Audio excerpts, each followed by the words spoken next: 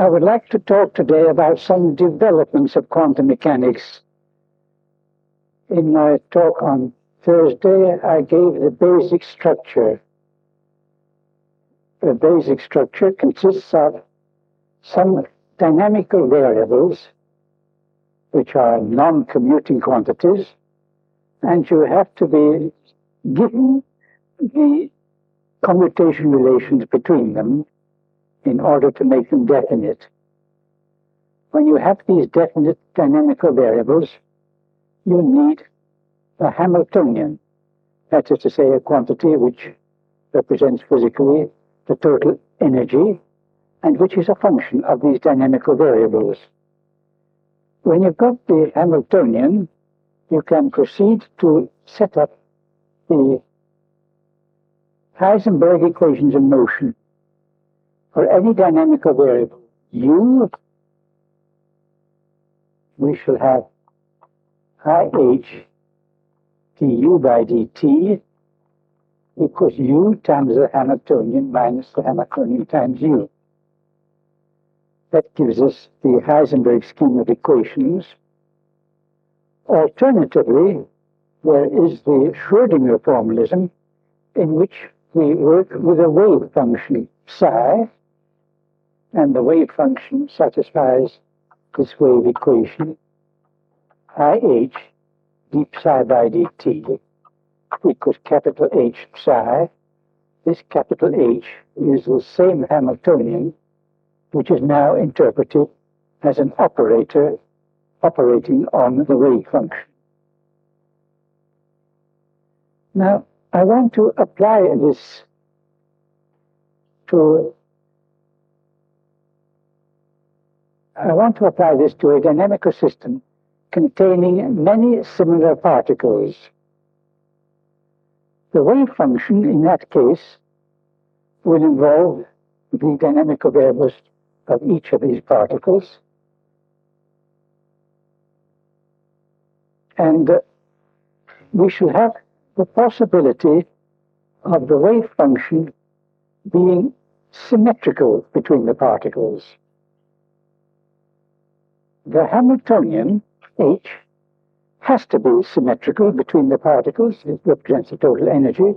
There's nothing to distinguish one particle from another. H has to be symmetrical. If psi is symmetrical, then the psi by dt will be symmetrical. And that means that if psi is initially symmetrical, it always remains symmetrical. So if we have the situation that a wave function that is initially symmetrical always remains symmetrical, and it may appear as a law of nature that only symmetrical wave functions occur. For some kinds of particles, we do have this law of nature, and those particles are called bosons.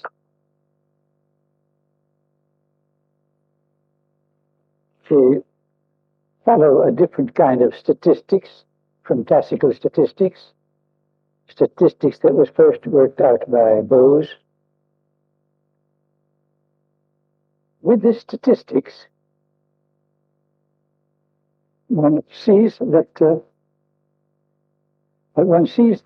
photons have to satisfy the statistics, because the statistics then leads to Planck's law for blackbody radiation.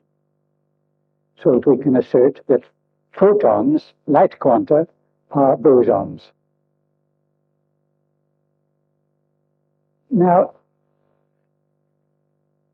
we have psi, our wave function, a function of the dynamical variables of the different particles. Let's say Q1, the first particle, Q2, the second, and so on.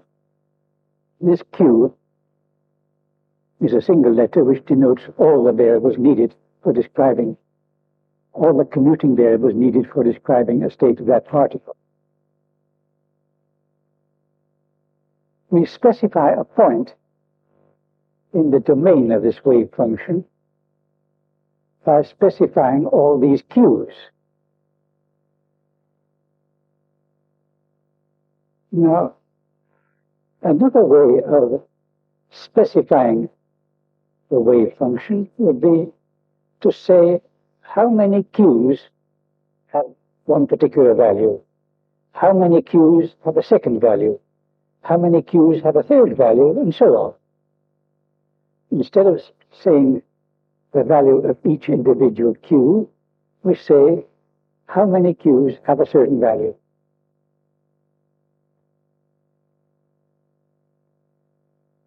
This new way of specifying the state for the whole assembly, the big psi, is just as good when the wave function is symmetrical.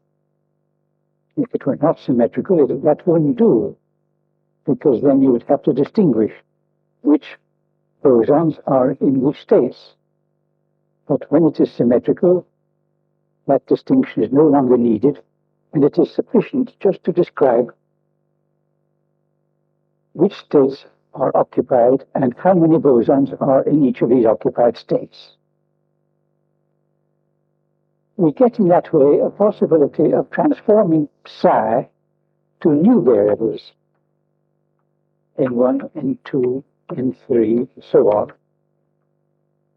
n1 being the number of q's equal to q1. I better perhaps call this A, B, C instead of 1, 2, 3, because there's no correlation between these suffixes and these suffixes. n1 is the number of q's having the first value, n2 the number of q's having the second value, and so on. We can then use these n's as dynamical variables.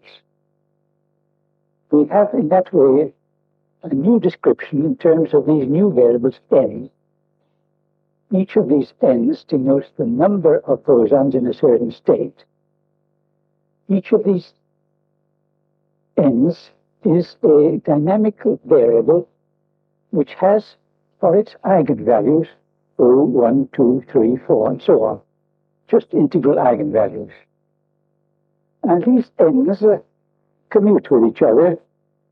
If we specify the number in one state, that doesn't interfere with our specifying a number in another state.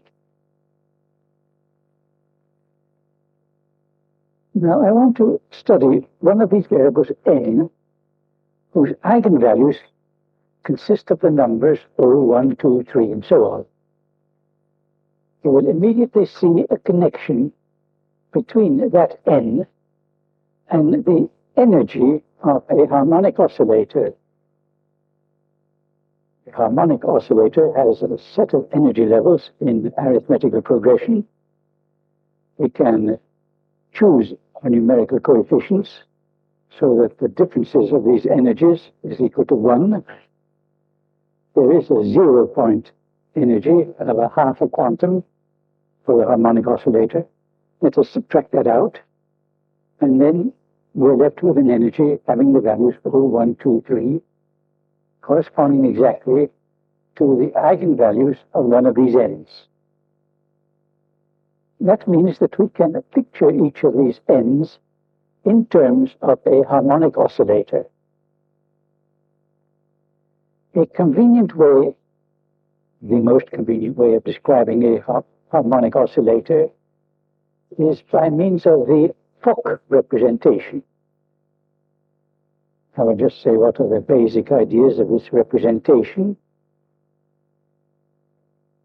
We are dealing with the harmonic oscillator. This is now a different problem from what we were dealing with up there.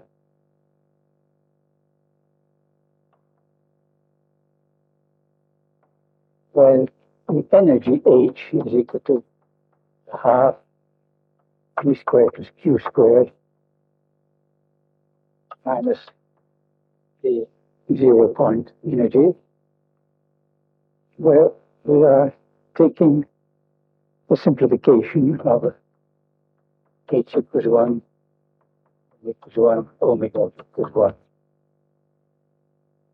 cutting out all these unnecessary numerical coefficients.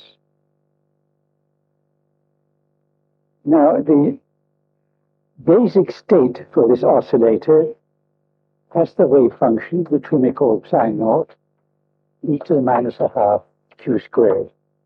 This is the wave function representing the basic state of an oscillator.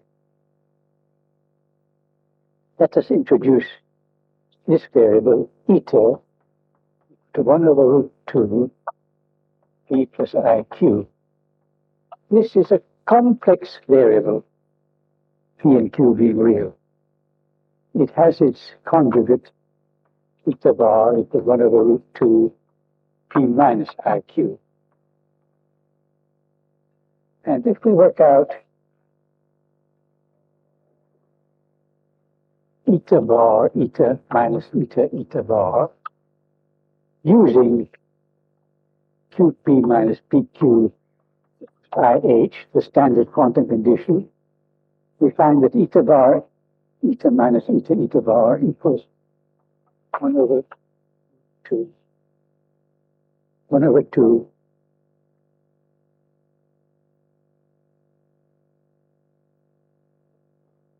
well, I won't work out the details. It turns out to be just equal to 1.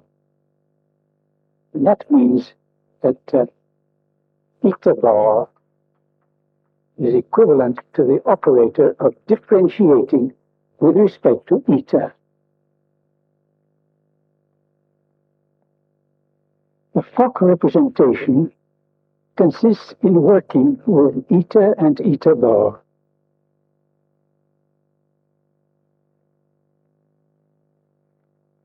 Let's take this psi naught and operate on it with eta bar. Eta bar psi naught to root 2 there. And we get p minus iq psi naught. P is equal to minus ih. Well, we're taking h equal to 1, so it's just minus I. Minus I. Q plus p minus I, d by dq is q, psi naught equals naught. Eta bar applied to psi naught gives 0. Let us consider some function of eta and eta bar expressible as a power series.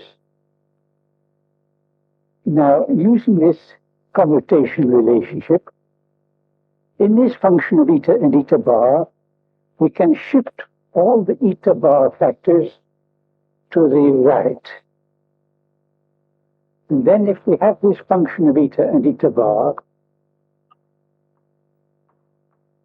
applied to psi naught, shift all the eta bars to the right, any eta bar applied to psi naught will then give 0. We shall be left with some function g of the etas only applied to psi naught. And the result is that the only independent functions, the only independent wave functions that are left are psi naught, eta psi naught, eta squared psi naught, eta cube psi naught, and so on.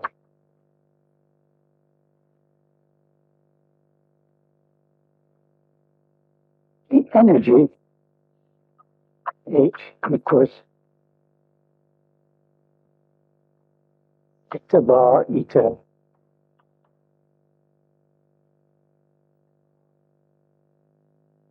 eta bar at H, which I had previously.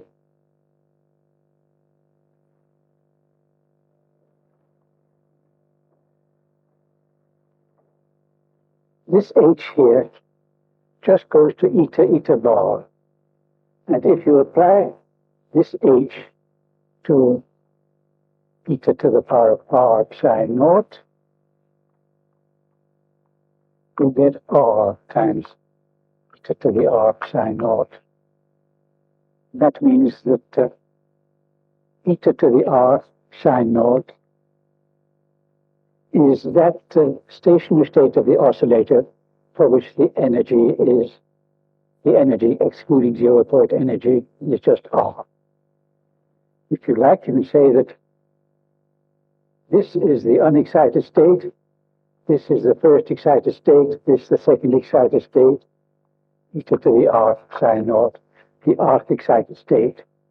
And there we have all the different excited states of the oscillator represented in a very simple way. Now, this representation of Fock is most useful in our present connection. What we do now is we introduce one oscillator for each boson state.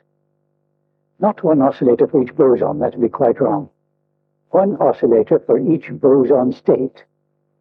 Now, there might be n bosons in that boson state, and then we make that correspond to the oscillator referring to this boson state being in its nth excited state. In that way, any state for the assembly of bosons can be connected with a state for the oscillators.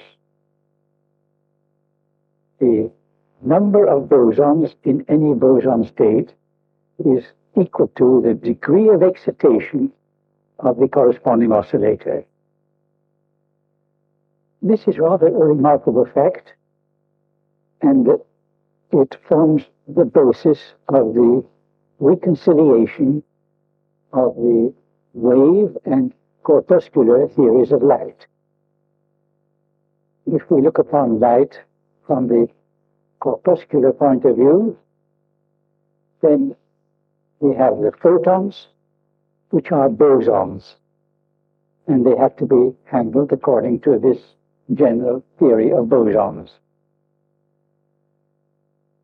If we look upon light from the wave point of view, the different Fourier components of the waves are harmonic oscillators, and they may be handled by this Fock treatment here.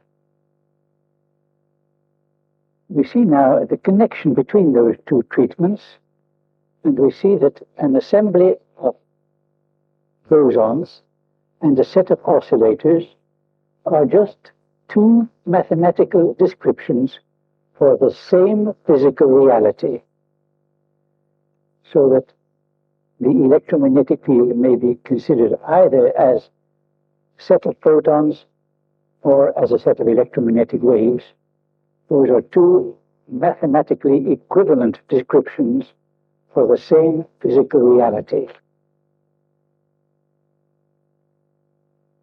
That is the basis of the reconciliation of the wave and corpuscular theories of light.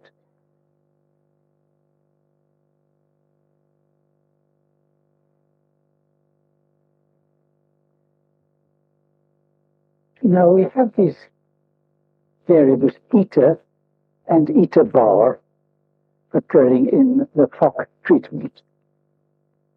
There's a simple physical meaning for these etas. The eta operator increases the degree of excitation by one quantum, while eta bar reduces the degree of excitation by one quantum. We understand now this equation here, eta bar psi naught equals naught. If we take the unexcited state and try to reduce the degree of excitation by one quantum, we get zero. That is immediately evident physically.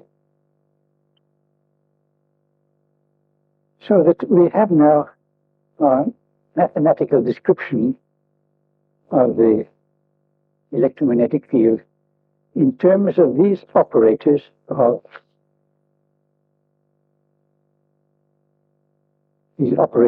increasing or decreasing the degree of excitation by one. And that also can be described by saying they are the operators of emission and absorption of a boson. The etas are the emission operators, which increase the excitation by one. The eta bars are the absorption or destruction operators which reduce the excitation by one.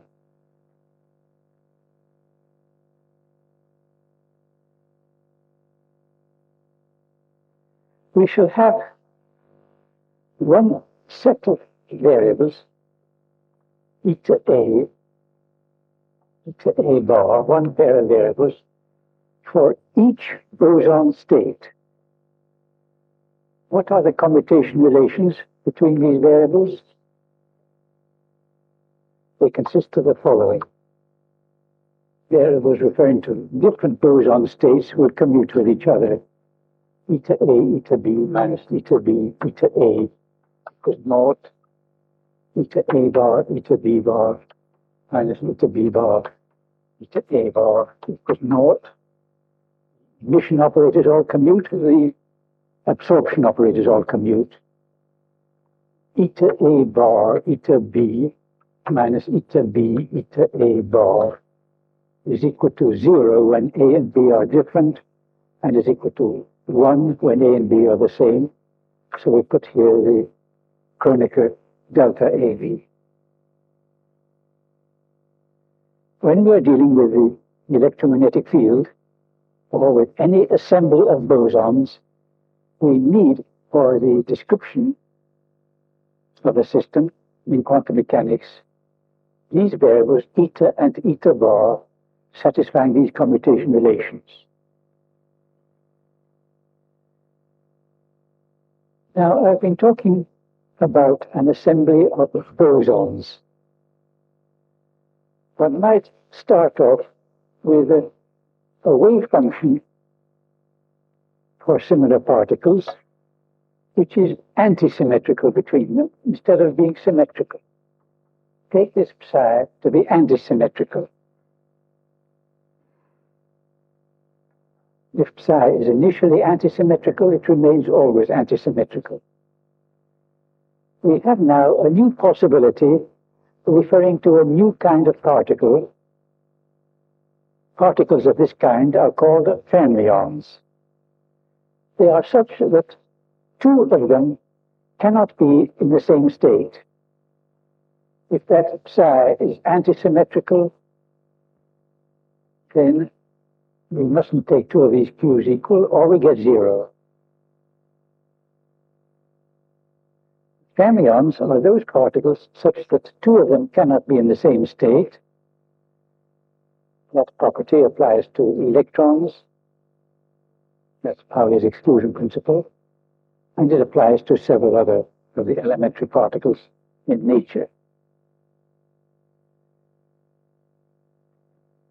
We may proceed to develop a theory of fermions analogous to this theory of bosons, but the fermion variables will not be related in any way to harmonic oscillators. It's only the bosons that are related to harmonic oscillators. However, even in the case of the fermions, we can introduce the operators eta and eta bar, which refer to emission and absorption of a fermion, just like these refer to emission and absorption of a boson. I don't have time to go into the details of the development of this theory of fermions, but I'll just say what the result is. We again have these eta and eta bar operators, and eta bar being associated with each fermion state. And the etas and eta bars now satisfy different commutation relations. Instead of these equations here, which apply to bosons, we have these equations which apply to fermions. Eta A, eta B, plus eta B, eta A equals naught. Eta A bar, eta B bar, plus eta B bar, eta A bar equals naught. Eta A bar, eta B, plus eta B, eta A bar equals delta AB. Just the same equations, except that we have plus signs here instead of minus signs. That seems to me a very remarkable mathematical fact. I don't know what really lies behind it. There are two quite different physical situations. Here we're dealing with particles such that any number of them can go into one state. Here we are dealing with particles such that two of them cannot be in the same state. Very different physical situations, but there is such a close parallel between the algebraic equations in the two cases. Suppose we take this first equation and put B equal to A. If we put B equal to A there, then we get the equation eta A squared equals 0. Well, that means simply that we cannot have two fermions emitted into the same state. If we try to do it, we get 0 for our wave function. This is an equation which doesn't have anything corresponding to it in the boson case. The number of particles in a state, Na, equal to eta A bar, has the eigenvalues 0, 1, 2, 3, and so on, in the boson case. In the fermion case, we have again Na equals eta A bar, and that has the eigenvalues 0 and 1 only. The number of fermions in any state is either 0, the state is unoccupied, or it is equal to 1, the state is occupied, then it is completely full and no other fermion can jump into that state.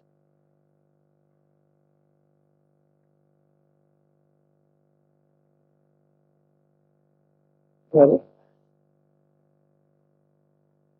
these are the basic dynamical variables which are used in any quantum theory of fields. There's a rather technical generalization which one has to make.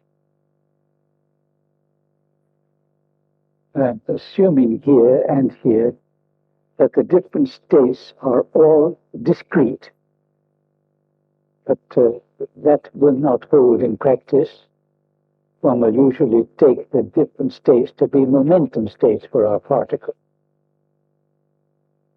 Suffix A will then be replaced by the 3 momentum values for the particle, plus the spin value if the particle has spin.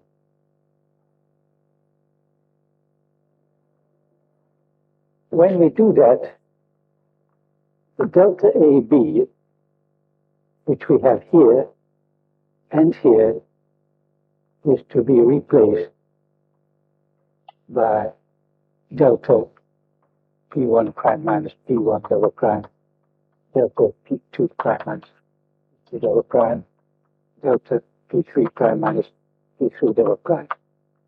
This is just a technical generalization which we always have to make when we pass from discrete quantum states to a continuous range of quantum states. And it doesn't have any serious effect on the structure of the equations.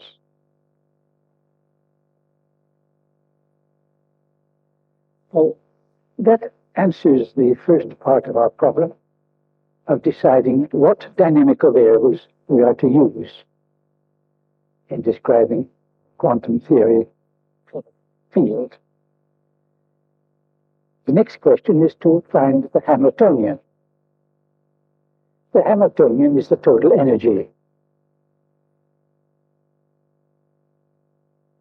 The Hamiltonian, in the case of the bosons,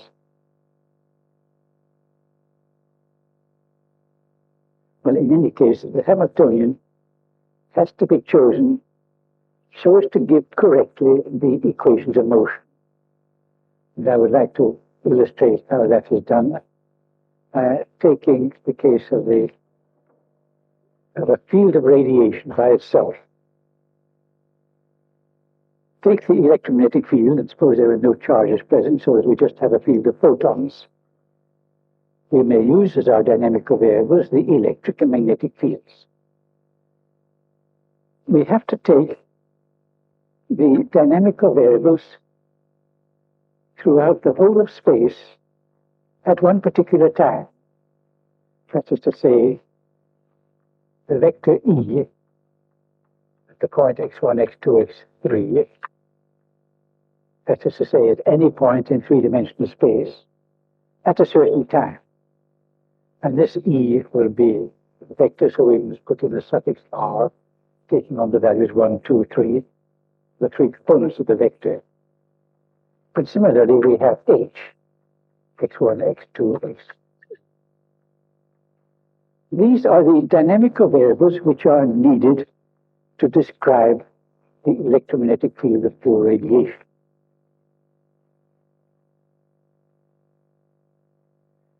You notice that we have rather departed from the four-dimensional symmetry which we like to have in a relativistic theory.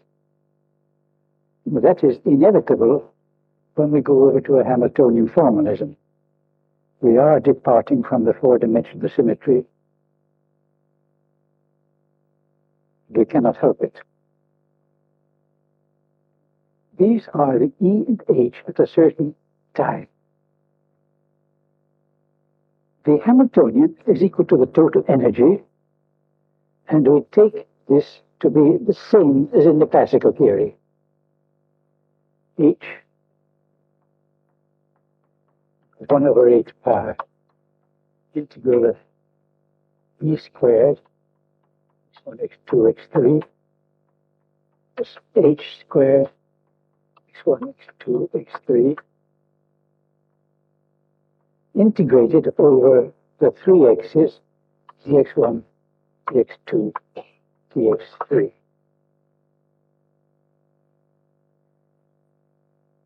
Now, what are the equations of motion for E and H? Well, we know what they are from the Maxwell theory. E by dt equals curl H, dH by dt equals minus curl E. Have I got the minus in the right sign? I can never remember that.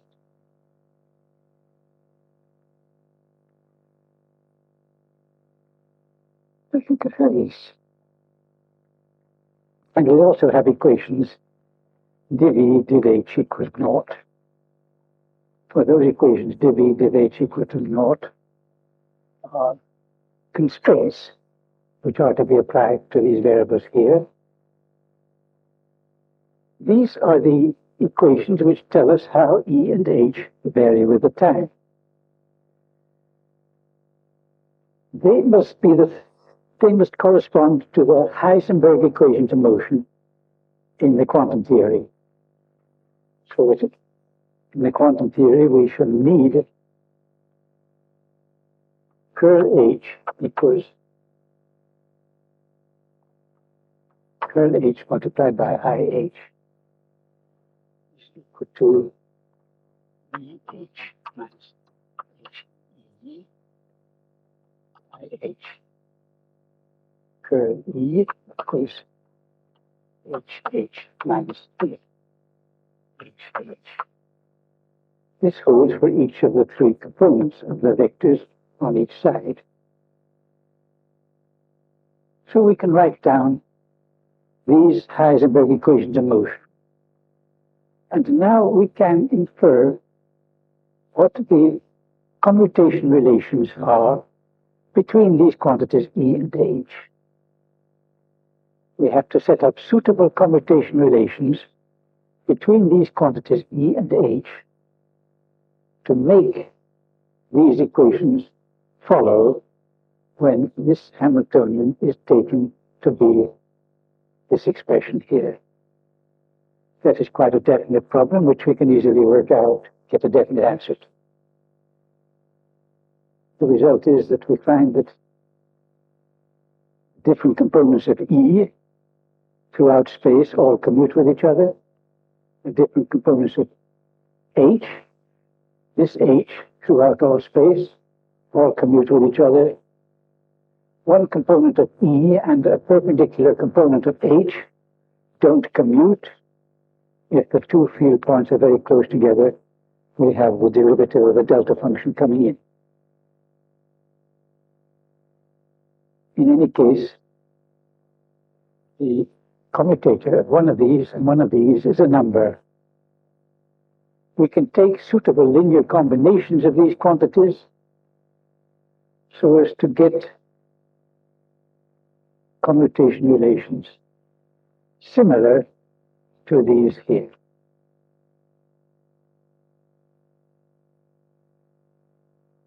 The result is that we get these commutation relations describing the variables for the electromagnetic field, and we find also what we are able to introduce also the variables eta bar, referring to emission and absorption of a photon. In that way, we get a satisfactory theory for the electromagnetic field as taken over into the quantum theory.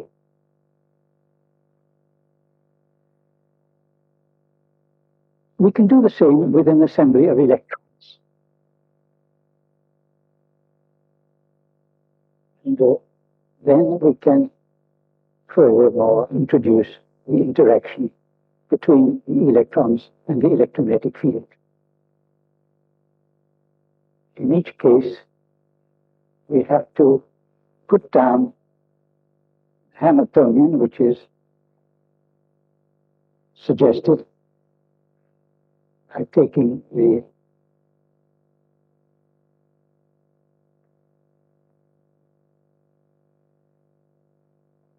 I should say in the first place for the electrons by themselves, we put down the Hamiltonian, which just represents the energy of the electrons. And then we choose the commutation relations to get the correct equations. Then we bring in the interaction by suitably equations. Then we bring in the interaction by suitably bringing in extra terms into the Hamiltonian, which lead to the correct Heisenberg equations of motion.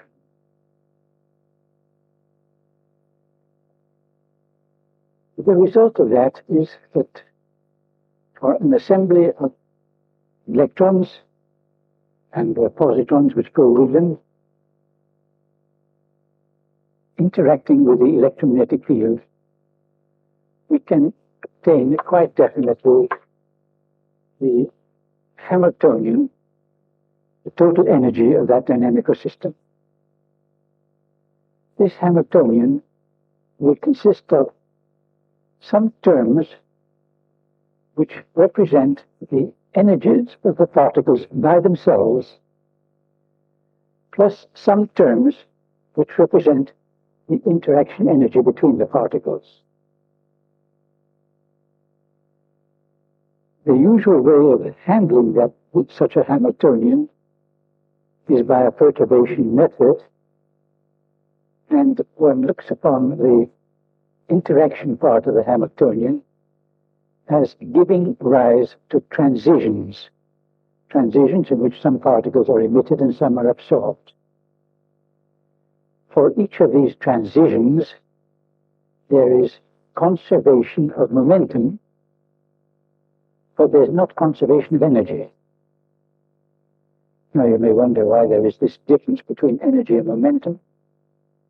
The difference arises because we're talking about the energy at one instant of time. This H applies to one instant of time and is integrated over the whole of three-dimensional space. And when we're talking about one instant of time, energies are not well defined. at interaction energies then do not have to be conserved when a jump is made.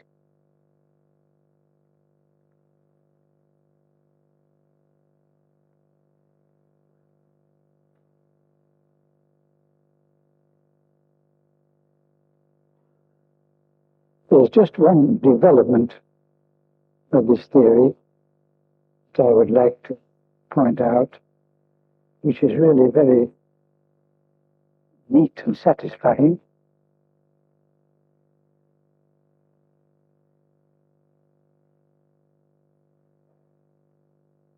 In the first place, one obtains this Hamiltonian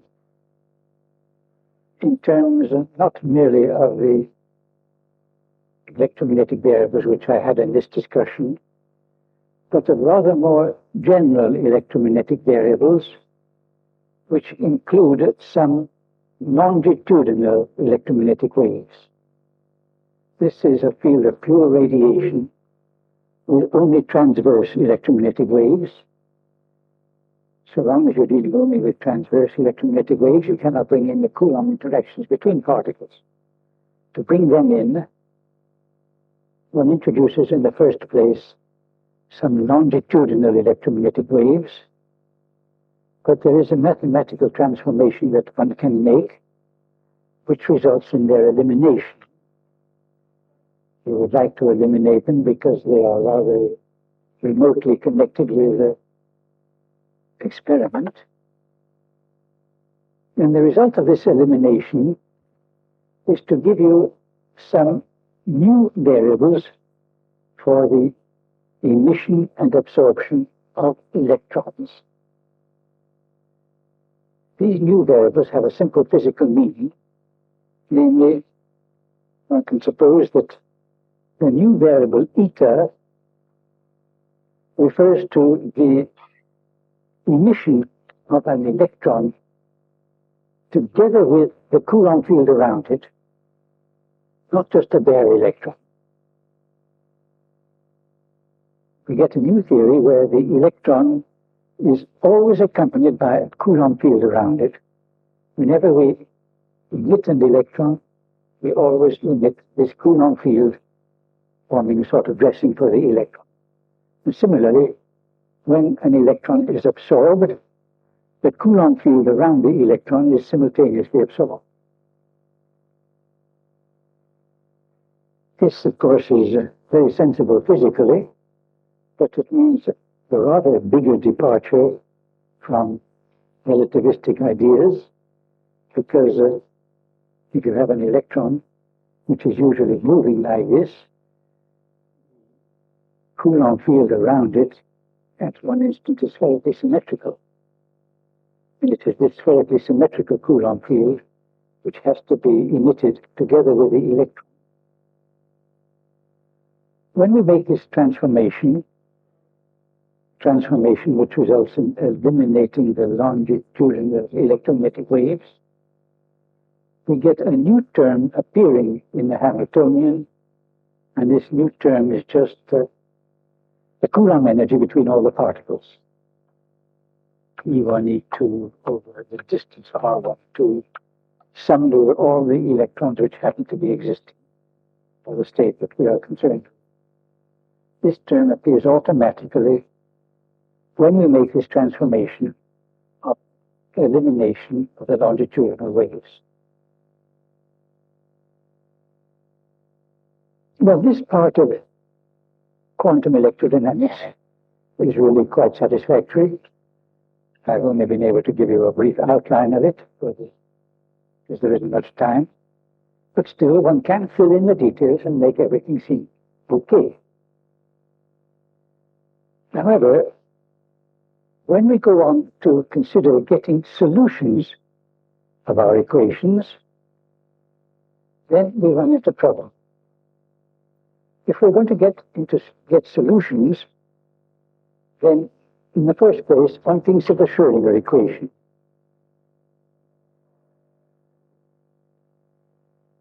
IH psi by dt equals H psi. And the natural way of getting these solutions is a perturbation method, where all the interaction terms are treated as causing a perturbation. If one tries to get a solution on those lines, it starts with some definite initial state. One gets the first order correction, that's all right. Then one gets the second order correction, and one is led to integrals which are infinite. Whatever initial state one chooses, one always gets these infinite integrals appearing in the course of the solution.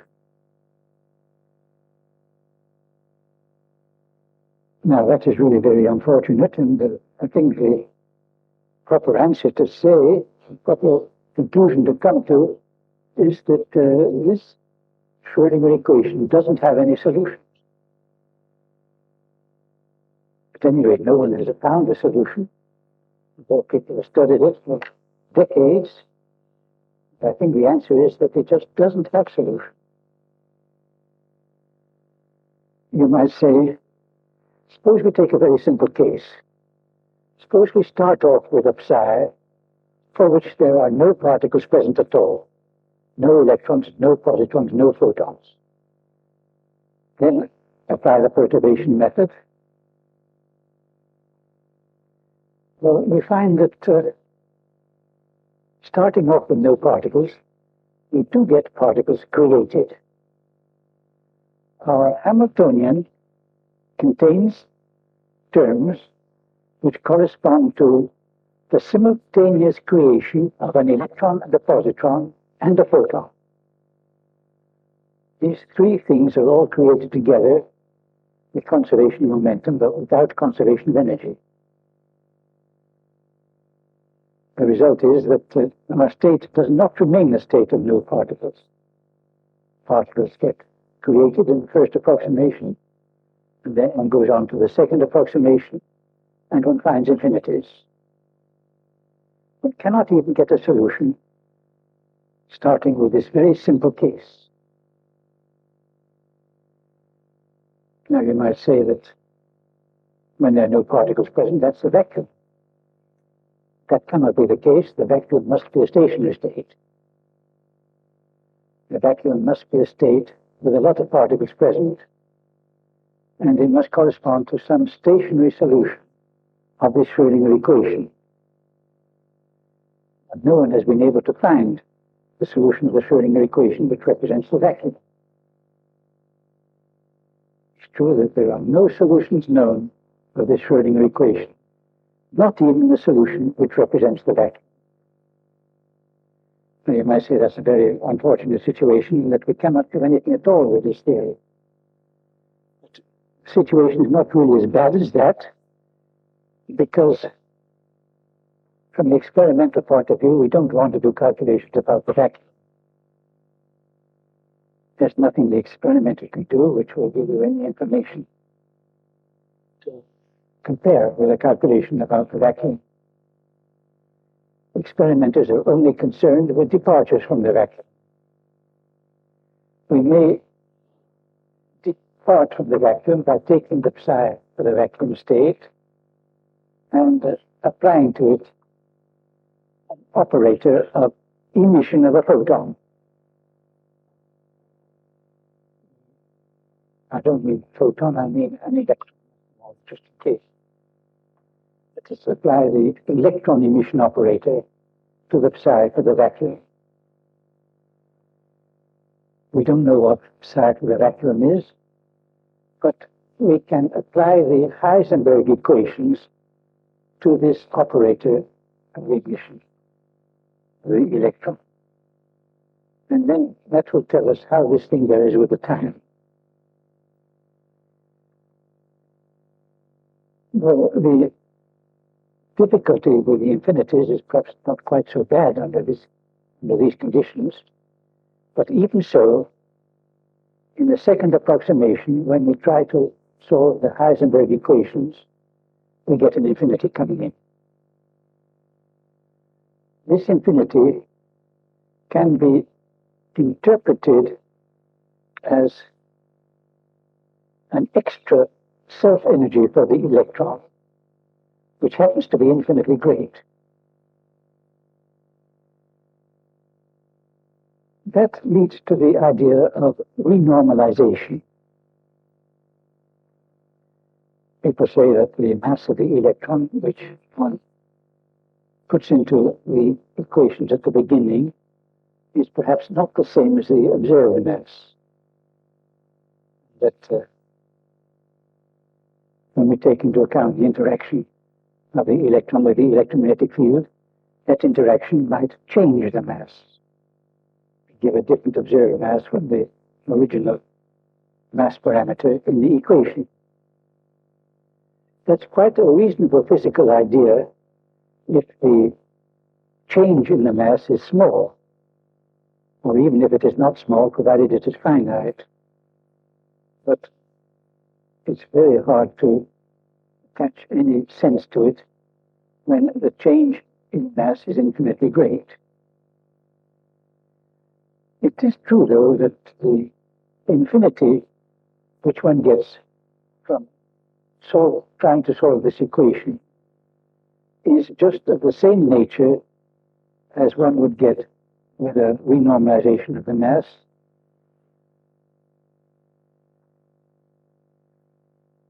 I might specify it a little more closely by saying that this infinity is of the form integral du, where nu is the frequency of the emitted photon when one takes into account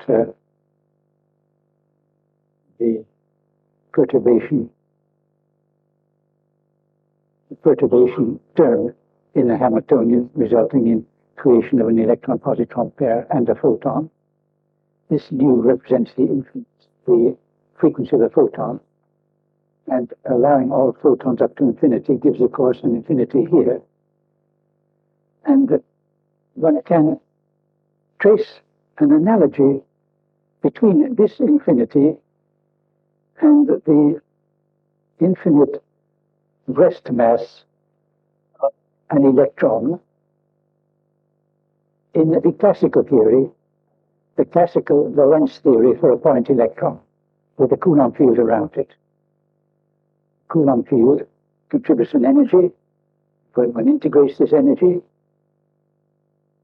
taking the electron to be a charge concentrated at the point, one gets an infinity, which is of essentially the same nature as this one here. However, this situation is somewhat modified when one takes into account the complete electron theory, where we have positrons as well as electrons, the positrons appearing as holes in a sea of negative energy electrons. One gets a different kind of infinity when one takes this complete picture into account, and this integral gets replaced by integral 1 over nu.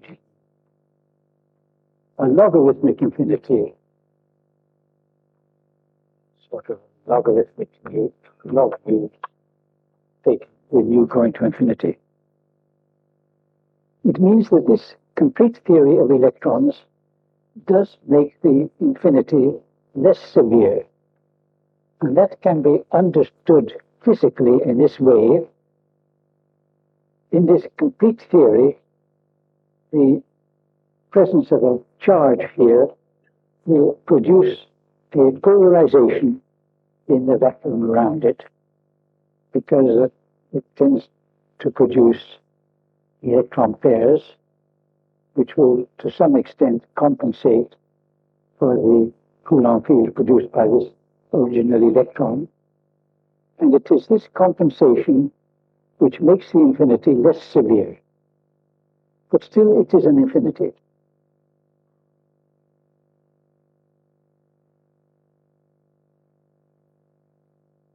Well, in spite of these difficulties, people have gone on to do extensive calculations on these lines.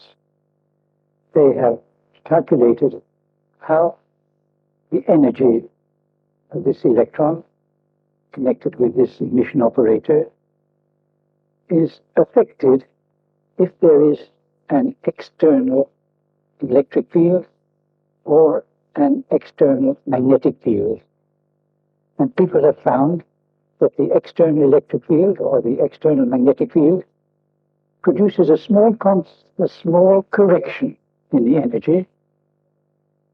You have to subtract the infinite term in either case, and this small correction is then interpreted as giving the Lamb shift in the case of the energy levels of hydrogen, or the extra magnetic moment of the electron, the anomalous magnetic moment.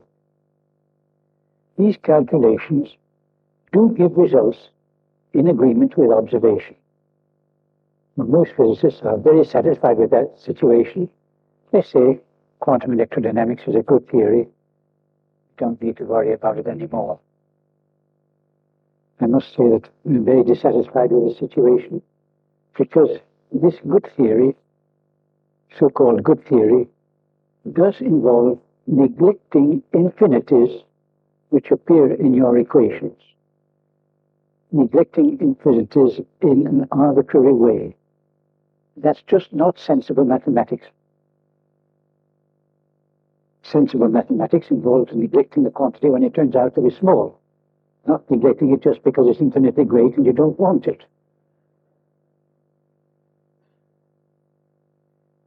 One can put the calculations of the Lamb shift and the anomalous magnetic moment into a sensible form by introducing a cutoff, by making these integrals not go to infinity, but to some upper limit. And you say that the interaction between the electron and the electromagnetic field is cut off for frequencies beyond a certain limit. One can take this cutoff frequency to correspond to an energy, to say somewhere around 1,000 million volts. Owing to this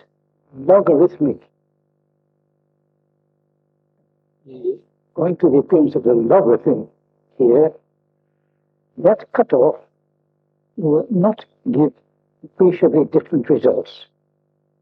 So that you still get effectively the same Lamb shift, the same anomalous magnetic moment when you work with these cutoffs. However, you have a theory where the infinities have gone. You have a theory which is sensible mathematically, but the unfortunate thing then is, of course, that the relativistic invariance of the theory is spoiled. If you have any cutoff at all, saying that mu must not exceed a certain value, that is a non-relativistic condition, and it spoils the relativistic invariance of the theory. One can make electrodynamics into a sensible mathematical theory at the expense of spoiling its relativistic invariance. But I think that that is preferable to departing from the standard rules of mathematics and neglecting infinite quantities. I feel that I disagree with most of the physicists. At the present time, just on this point, I cannot tolerate departing from the standard rules of mathematics. Of course, the proper inference from this work is that the basic equations are not right. There must be some change introduced such that these infinities don't occur in the theory, so that we can carry through the solution of the equations sensibly according to the ordinary rules of mathematics without being bothered by these difficulties. That will mean some very drastic change. No simple change will suffice. One could see that simple changes won't do just because the Heisenberg equations in motion with this theory are also satisfactory, and they're just what you want. I feel that the new change must be just about as drastic as the passage from the Bohr orbit theory to the quantum mechanics. Let me stop that.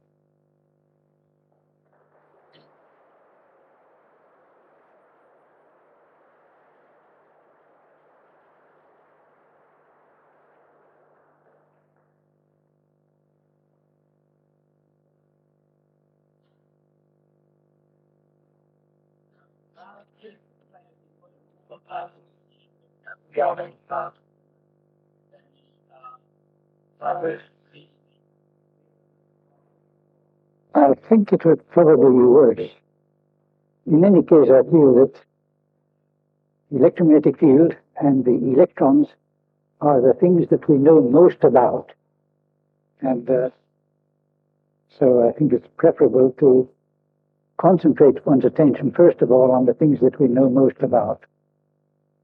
A good many people think that that's perhaps a mistaken view, and that we should never be able to solve these simple problems without solving all the problems of physics together. And I think that that's very ambitious if you hope to solve all the problems together. And I think that the most profitable line of progress is to separate the difficulties and dispose of them one by one. And if you cannot dispose of this difficulty of the interaction of the electrons and the electromagnetic field, you have very little hope of doing anything with the other fields. The gravitational field, which people are now considering to introduce, just brings in a lot more difficulties. It doesn't help.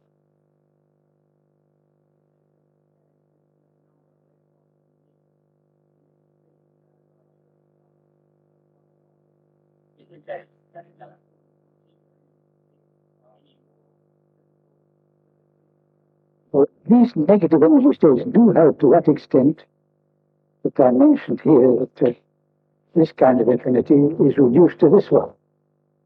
They do help, not enough, to solve the problem.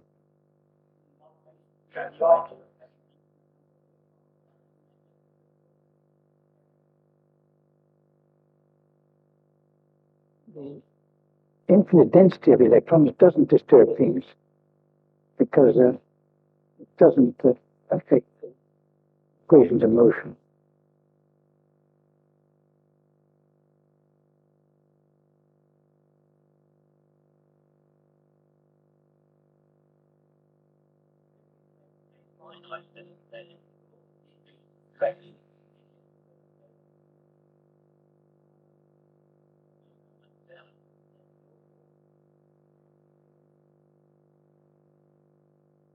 I did say that one should take this upper limit to correspond to somewhere around 1,000 million volts. Why does one have to restrict it in that way? Well, this whole method of getting a solution of the wave equation following the standard perturbation theory is a valid method only if the later terms in the expansion are small compared with the earlier terms. And in order to secure that these later terms shall be small, it is necessary to have this limit sufficiently low. If we go on making this limit higher and higher, we get to a point where the later terms in the expansion will completely swamp the earlier terms, and then it doesn't seem to have much sense to discuss the earlier terms under those conditions. But the figure of 1,000 million volts is adequate to make the later terms small compared with the earlier terms, not very much smaller, but still somewhat smaller, and still adequate to give you the lamp shift and the anomalous magnetic moment in reasonable agreement with observation.